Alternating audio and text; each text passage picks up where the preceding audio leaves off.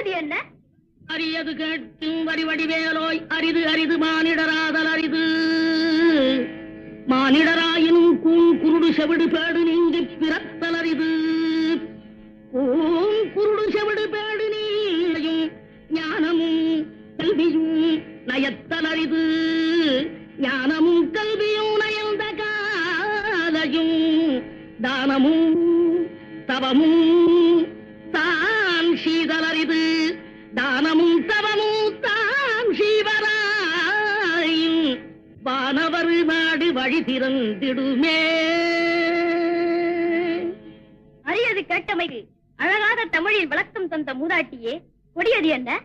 கொடியது கேட்கும் வடிவடிவேலாய், கொடிது கொடிது வறுமை கொடிது அதனிலும் கொடிது